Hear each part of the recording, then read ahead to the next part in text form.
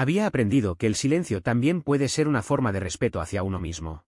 Pasaron las semanas, y a mediados de febrero llegó un correo del Departamento de Recursos Humanos. Jason, mi cuñado, había solicitado un traslado por conflictos de interés y dinámicas familiares complicadas. Leí la nota sin sentir nada. No lo detuve, no pregunté, no respondí. Simplemente dejé que la situación siguiera su curso, como el viento que entra por una ventana entreabierta. Pero la coincidencia temporal me llamó la atención, porque apenas 2 días después recibí una carta certificada en mi buzón. Era de un bufete de abogados. Mis padres estaban vendiendo su casa. La carta, redactada con formalidad y distancia, me ofrecía la primera opción de compra a un precio familiar preferencial antes de ponerla en el mercado.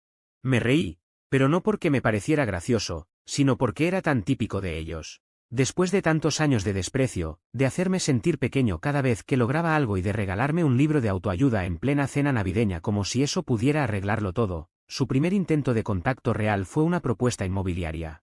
No respondí de inmediato. Me quedé pensando, no solo en la casa, sino en lo que realmente quería hacer ahora. Lo que hace 6 semanas se habría sentido como una dulce venganza ya no tenía ese sabor.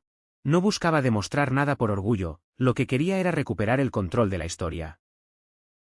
Me quedé largo rato mirando esa carta. Luego la dejé sobre la mesa, abrí mi portátil y empecé a escribir otro tipo de respuesta. Porque hay algo curioso en tocar fondo, no siempre es un lugar oscuro. A veces es el cimiento sobre el que se reconstruye una versión más fuerte, más lúcida y completamente libre de uno mismo. Y esa carta, sin que ellos lo supieran, se convirtió en el plano de lo que vendría después. No respondí al instante.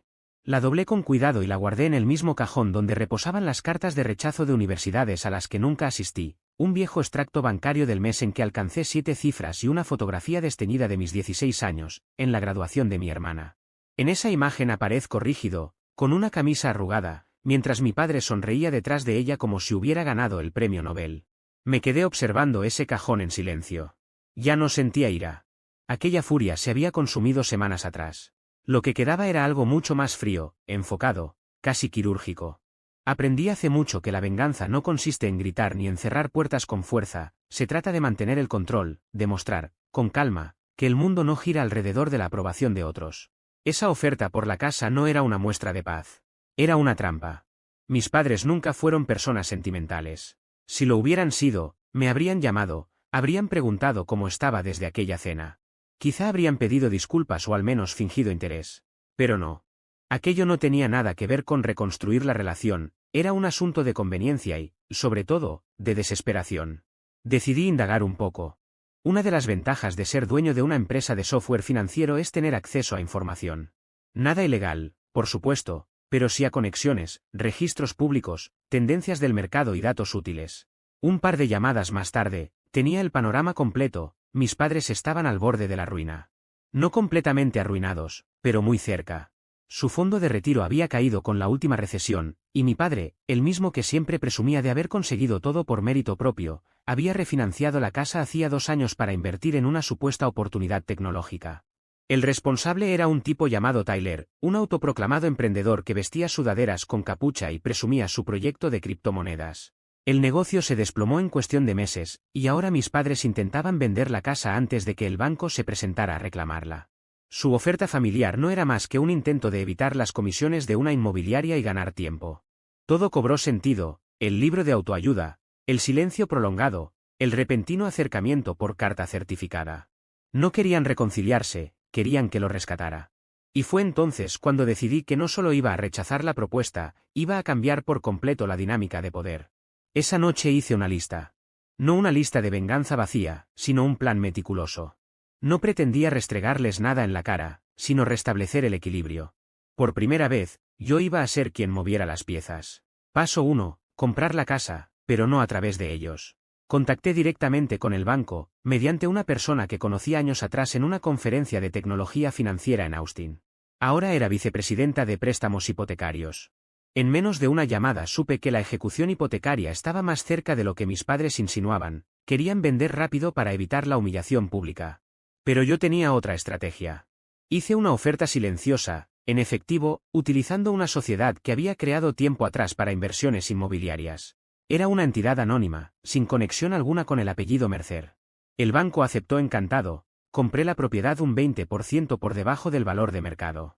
Sin discusiones, sin drama, solo negocios. Paso 2. Preparar el escenario. No los desalojé de inmediato, eso habría sido demasiado evidente. Necesitaba que se sintieran seguros, tranquilos, convencidos de haber salido airosos. Así que esperé. Pagué las facturas de servicios sin que lo notaran. Dejé que el correo siguiera llegando y observé en silencio mientras ellos vivían como si nada hubiera cambiado. Tras bastidores, contraté a una administradora de propiedades completamente ajena a mi entorno. Le di instrucciones claras, no apurarse, no presionar, solo informarles que la casa había sido vendida y que, en el futuro, sería renovada para otros fines. Un mes después, cuando recibieron la carta de la administradora, mi madre llamó a Olivia, mi hermana, completamente alterada. Esa misma noche, Olivia me escribió: ¿compraste tú la casa? No respondí. Al día siguiente, otro mensaje. Mamá dice que estás detrás de todo esto. Dime que no es cierto. Volví a guardar silencio. No era crueldad, era equilibrio. Quería que experimentaran lo que yo había sentido durante años, el peso del silencio, la exclusión, la incertidumbre. Paso 3. Observar a mis viejos conocidos. Jason, un antiguo compañero de trabajo, renunció poco después. No explicó las razones, y no hizo falta. Recursos Humanos me notificó su salida, y simplemente lo dejé ir. Aún así, seguí sus pasos. Descubrí que había ingresado a una empresa rival, una firma pequeña, con recursos limitados y clientes que se cruzaban con los nuestros. Hice algunas llamadas, no para sabotearlo, sino para entender el terreno. Y lo que supe fue revelador. Jason se había presentado como estratega ejecutivo, atribuyéndose años de experiencia gestionando contratos de alto nivel.